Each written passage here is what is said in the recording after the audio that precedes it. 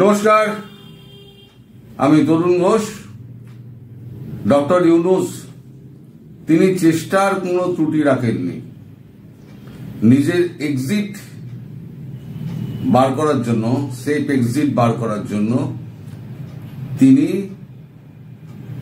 NSA Khalilur রহমানকে বিশ্বের নানান দেশের কূটনীতিকদের কাছে পাঠিয়েছিলেন। প্রথমে তিনি গেলেন কাতারের দোহাতে। দোহা রাজি হয়নি, কারণ দোহার সঙ্গে, কাতারের সঙ্গে ভারতের 10 ট্রিলিয়ন ব্যারেলের তেল এবং গ্যাসের চুক্তি রয়েছে, যেটা কাতার করার জন্য কাতারের আমির ছুটে এসেছিলেন নরেন্দ্র মোদীর কাছে। এবং আপনাদের স্মরণে থাকতে পারে যে কাতারের 10 জন মৃত্যুদণ্ডাজ্ঞা প্রাপ্ত 10 জনকে ধরা হয়েছিল, যাদের মৃত্যুদণ্ড দেওয়া হয়েছিল, তাদেরকেও ভারত সসম্মানে কিন্তু ফিরিয়ে নিয়ে আসে। কাতারের আমিরের সঙ্গে এইরকম একটা চুক্তি হয়েছিল। তো সেই কাতার, তারা ব্যবসা বোঝে, তাদের তেল বেচতে হবে। ভারতের মতো একটা বড় দেশ, একটা খরিদ্দার, তাকে নষ্ট করতে চাইবে না। ডক্টর ইউনূসের কাছ থেকে কি পাবে সেটাও তো বড় ব্যাপার। যে এটা তো রাজনীতি হচ্ছে দেয়া নেয়ার সম্পর্ক। আপনি আমায় কি দিচ্ছেন, আমি আপনাকে কি দেব। তো কাতারে তিনি বিফল হন। আমির শাহীর যে রাষ্ট্রদূত ছিলেন, সৌদি আরবের যে রাষ্ট্রদূত ছিলেন, তাদের সঙ্গে আলোচনা করেছেন, সেখানেও না হয়ে গিয়েছে। এরপর তিনি চলে যান ওয়াশিংটন ডিসিতে প্রথমে যান, সেখান থেকে ফ্লোরিডা যান এবং আরো কয়েকটা দেশে বেশি গেছেন, মানে রাজ্যে গেছেন আমেরিকার, সেটা এই মুহূর্তে আমার মনে পড়ছে না। তো ওয়াশিংটন ডিসিতে যে সমস্ত ইউরোপিয়ান ইউনিয়ন এবং যুক্তরাজ্য, তার যে সমস্ত অ্যাম্বাসেডার আছে, হাই কমিশন আছে, তাদের সঙ্গে অনেক বৈঠক করেছেন। কেউ যদি একটা আশ্রয় দেয়, বিশেষ করে উনি ধরেছিলেন ফ্রান্সের যিনি অ্যাম্বাসেডার, তাকে ধরেছিলেন। কিন্তু ম্যাক্রো প্রশাসন, আমি আগেও বলেছি, এখনো বলছি, তাকে রাজি করাতে পারেনি। ফলে তাকে কোথাও সফল হতে দেখা যায়নি। এই খবর যখন ডক্টর ইউনূসের কাছে এসে পৌঁছচ্ছে, ডক্টর ইউনূস তখন আরো নিরাশ হচ্ছেন। তার কাছে এখন দুটো পথ খোলা আছে। এক হচ্ছে পাকিস্তান, 2 হচ্ছে টার্কি। এখন পাকিস্তান যেতে গেলে সেখানেও একটা সমস্যা আছে। শ্রীলঙ্কা হয়ে যেতে হবে, ভারতের ওপর দিয়ে যেতে পারবেন না, শ্রীলঙ্কা হয়ে যেতে হবে। কিন্তু ভারত শ্রীলঙ্কাকে বলে দিয়েছে তোমার আকাশপথ ব্যবহার করতে দেবে না। মানে শ্রীলঙ্কাকে যে আমরা $400 বিলিয়ন দিয়ে, $400 মিলিয়ন দিয়ে আমরা যে মানে সুদবিহীন এবং অপরিশোধ যোগ্য একটা টাকা সাহায্য করা হয়েছিল, ওদের তখন আর্থিক অবস্থা খারাপ। এবং যেখানে চীন একটা মানে বন্দর আর্থিকভাবে লোন দিয়ে গিলে নিয়েছিল, সেই টাকাটাও চীনকে শোধ করেছে থ্রু শ্রীলঙ্কা ভারত। ফলে শ্রীলঙ্কা ভারতের অনুরোধ ফেলতে পারবে না। ওই রাস্তাটাও ফলে একটা অনিশ্চিত হয়ে গেছে। শ্রীলঙ্কা হয়ে ওখান থেকে পাকিস্তান যাবেন, সেটাও অনিশ্চিত হয়ে গেছে। পড়ে রইল শুধু টার্কিতে উনি এখন যেতে পারেন। টার্কির এরদোগান ওনাকে জায়গা দিতে পারেন। এখন অবশেষে হয়তো খলিলুর রহমান ফিরে আসবেন, এসে দেখবেন উনি খুব শীঘ্রই হয়তো টার্কি এবং শ্রীলঙ্কা যাচ্ছেন। কিন্তু শ্রীলঙ্কা যাওয়ার আগে শ্রীলঙ্কার অবস্থা আমি আপনাদের বলে দিলাম, শ্রীলঙ্কার এই অবস্থা। সুতরাং এখন যাবেন কোথায়? এই প্রসঙ্গে বলি, আপনাদের দেশের একজন অর্থনীতিবিদ আছেন, দেবপ্রিয় ভট্টাচার্য, তিনি তার একটা ছোট বক্তৃতা শুনলাম।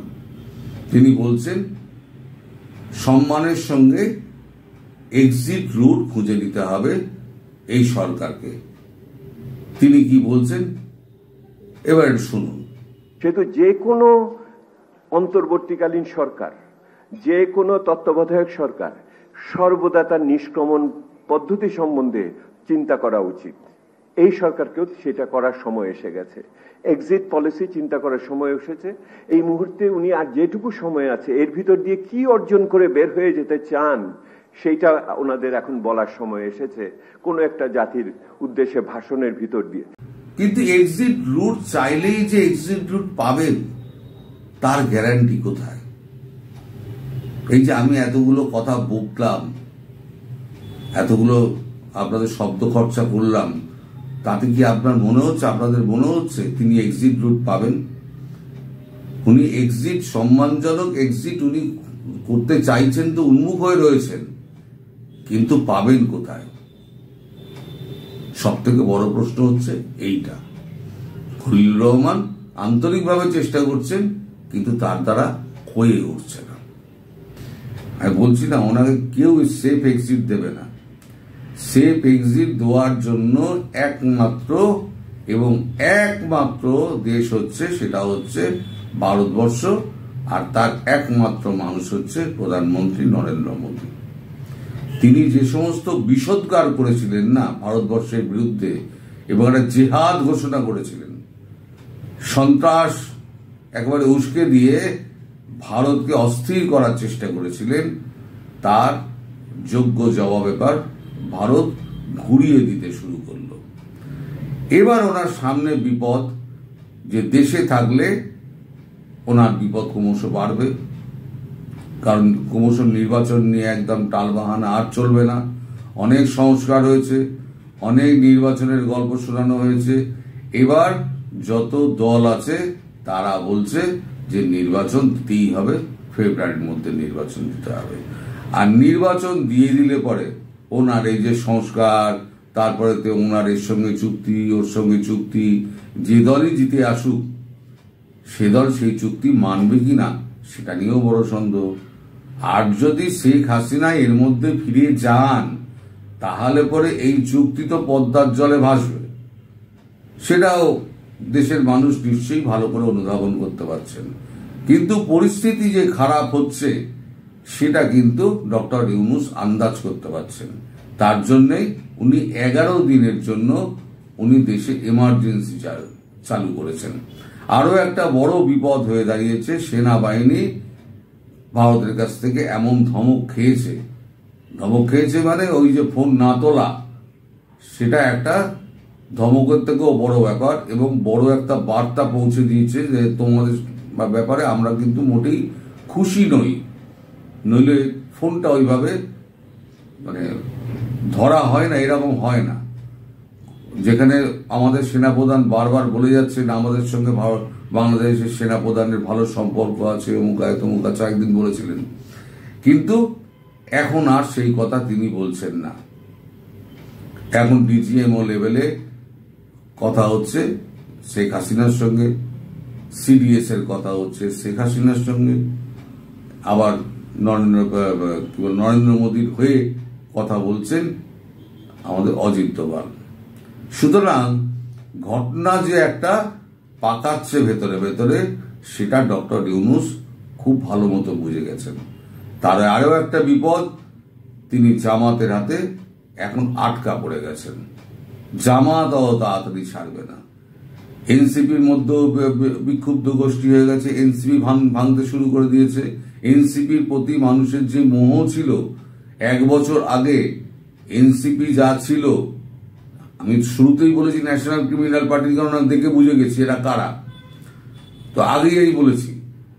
তো এই এখন এনসিপির যে চরিত্র, সেই চরিত্র একদম পরিষ্কার হয়ে গেছে মানুষের চোখের সামনে, যে এরা তোলাবাজ, এরা গুন্ডা, এরা খুনি, এরা সন্ত্রাসবাদী, এরা টাকা লুটতে এসছে, দেশকে ধ্বংস করেছে।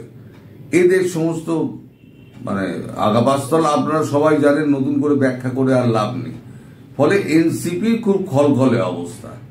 এনসিপি যদি এখন জামাতের সঙ্গে জোট বাঁধে, আর বিএনপি তো এমনিই তো মরেছে, বিএনপি যদি আবার এর মধ্যে ঢোকে তাহলে বিএনপির যেটুকু অবশিষ্ট আছে সেটুকুও যাবে। ফলে পুরো ঘোলাটে পরিস্থিতি। যদি নির্বাচন ঘোষণা হয়ও তাহলে সেটা শান্তিপূর্ণ হবে কিনা সেটা নিয়েও সন্দেহ আছে। আর শান্তিপূর্ণ নির্বাচন যদি না হয় তাহলে পরে আমেরিকা তো বলেই দিয়েছে আমি শান্তিরক্ষী বাহিনী পাঠিয়ে দেবো। আর যে দেশে শান্তিরক্ষী বাহিনী পাঠায় সেই দেশের মূল্য কোথায় গিয়ে দাঁড়ায়, তার পাসপোর্টের মূল্য কোথায় গিয়ে দাঁড়ায় সেটা আপনারা নিজেরা খুব ভালো করে জানেন। ফলে এই চতুর্মুখী একটা চাপে পড়ে ডক্টর ইউনূসের অবস্থা এখন খুব খারাপ। তার মুখ এখন ঝুলে গেছে, তিনি বিশেষ কথাবার্তা বলেন না, বাইরে তো বেরোনি না। তিনি যত চুপ করে থাকেন তত ভালো, তার পক্ষে ভালো। তিনি বললেই তো সমস্ত উল্টো পাল্টা বকেন, তার একটা উল্টো রিয়াকশন হয়। আর তার হয়ে যে শফিকুর ইসলাম, তার হয়ে যে লম্বা চওড়া কথা বলতো, সে এখন গণশত্রুতে পরিণত হয়ে গেছে, তাকেও দেখা যাচ্ছে না। তিনি লাস্ট একটা ভাষণ দিয়েছিলেন 26% আমাদের ট্যারিফ, আমাদের পক্ষে আশীর্বাদ। এখন বাংলাদেশ থেকে খবর পাচ্ছি আমাদের ওপর 25% ট্যারিফ চাপিয়েছে বলে খুব নাচন কোদন হচ্ছে। শুধু 25% ট্যাক্স চাপায়নি, আবার জরিমানাও চাপিয়েছে। এই খবরটা আপনাদের আমি দিয়ে দিলাম যে রাশিয়া থেকে, ইরান থেকে যদি আমরা তেল কিনি, চীনের সঙ্গে ব্যবসা করি আর রাশিয়ার সঙ্গে ব্যবসা করি, তাহলে পরে আমাদের ওপরে জরিমানা ধার্য হবে। তুই কি জরিমানা ধার্য করার? এইটা নিয়ে আমি খবর করব পরে। আমার কাছে সব তোলা আছে, কাগজের কাটিং ফাটিং তোলা আছে। ট্রাম্প কতটা নিজে বিপদে আছে, সেই বিপদ থেকে উদ্ধার হওয়ার জন্য ট্রাম্প কত কিছু চেষ্টা করছে সেটা আমি একটা আলাদা খবরে বলবো। এখানে একসঙ্গে মিশে গেলে পরে জিনিসটা ঘেঁটে যাবে। তাই আপাতত ডক্টর ইউনূসের কথা বললাম যে ডক্টর ইউনূসের সমস্ত রাস্তা কিন্তু বন্ধ, কোন দেশ তাকে আশ্রয় দিতে চাইছে না। এর আগেও আমি একটা কপি করেছিলাম, কোন দেশ আশ্রয় দিতে চাইছে না। কিন্তু খলিলুর রহমানের একটা প্রাণান্তকর প্রচেষ্টা, উনি খুব সৎ প্রচেষ্টা করেছিলেন, এই ব্যাপারে কোনো সন্দেহ নেই। তিনি একেবারে যতটা পারা যায় বোঝাবার চেষ্টা করেছেন। উনি একেবারে শেষ লেভেল পর্যন্ত যাকে বলা হয় উনি ট্রাই করে গেছেন, কিন্তু ডাল গলেনি। ফলে ডক্টর ইউনূস আপনি দেখুন আপনার কপালে ভবিষ্যতে কি রয়েছে না রয়েছে আমি এখন এই মুহূর্তে বলতে পারবো না, বলার জায়গায় আমি নেই। তবে খুব সুদিন যে আপনার পক্ষে অপেক্ষা করছে তা কিন্তু নয়। আপনাকে পদত্যাগ তো করতেই হবে, আপনাকে পালাতে হবে। এখন তুর্কি হচ্ছে আপনার একমাত্র ডেস্টিনেশন, একমাত্র যেখানে গেলে আপনি অন্তত প্রাণে বাঁচবেন। তার জন্যই আপনি পিআই এর একটা ফ্লাইট ভাড়া করে প্রতিদিন রেখে দিয়েছেন, যখন দরকার হবে ওই পিআই এর ফ্লাইট করে আপনি বেরিয়ে যাবেন। কতজনকে আপনি নিয়ে যাবেন?